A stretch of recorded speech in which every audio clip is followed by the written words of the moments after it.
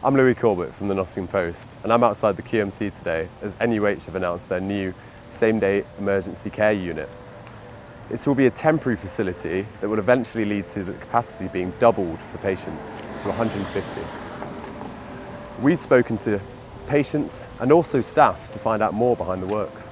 For patients like Claire Penn, who was rushed here with chest pains, the reality of that pressure is something she experienced firsthand. I came in last night with chest pain, about 6 o'clock last night, so it's been quite a long night.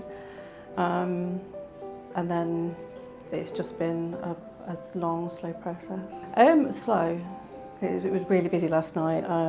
There wasn't a seat free when we came into the main waiting area for the A&E department. It slowly got better, but by 7 o'clock this morning, obviously the changeover of the staff and everything, I was brought here and it's been so lovely. It'll make a massive difference.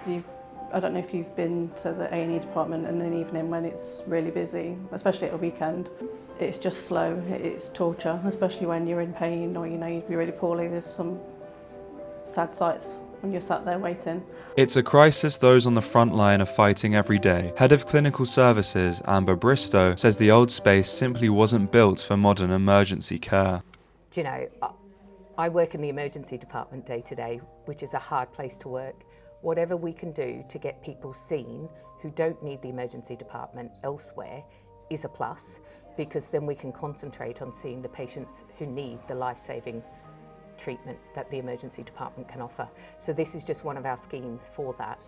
So we've managed to get 5 million funds so far to do the enabling works, and then the remainder is up to just below 20 million, which once governance processes go through, we're hoping to be approved in the coming months. So for the ambulatory pathway, it's already taking around 40 to 50 patients a day out of the emergency department.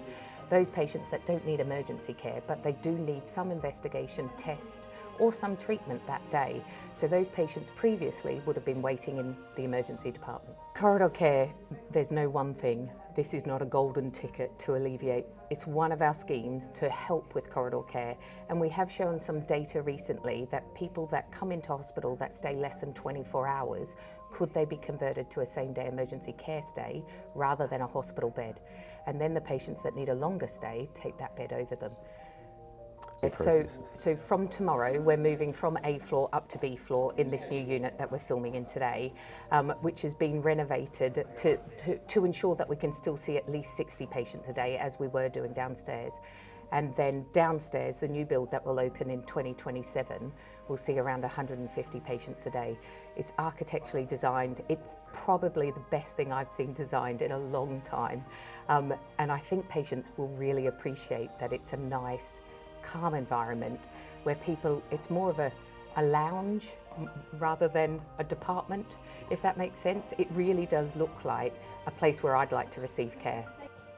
Fixing the problem means completely redesigning how patients move through the hospital, a challenge being led by Programme Director Jenny Twin. We are looking to expand our same-day emergency care unit here at NUH, which is a unit that enables us to take appropriate patients through there, where we can treat them and do any diagnostic tests they need and hopefully get them back home the same day to avoid an admission.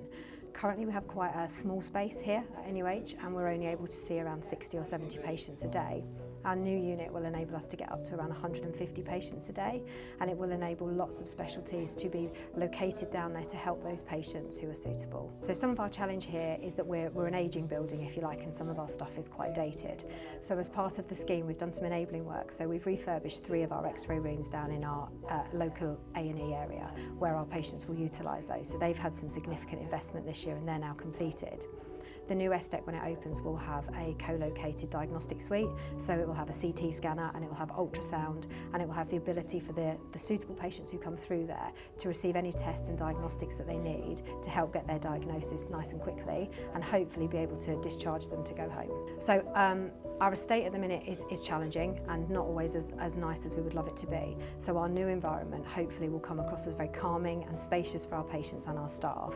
It should be intuitive, the flow should naturally go around us to you come in, you have the treatment and you go home, and it should all work for you. And it will enable you to not have to go all over the hospital to access other areas of care, because everything you need should be nice and close by. And some of our patients who are elderly or a bit frail, travelling large distances is challenging for them, so trying to bring it all co-located really makes a difference for our patients' experience.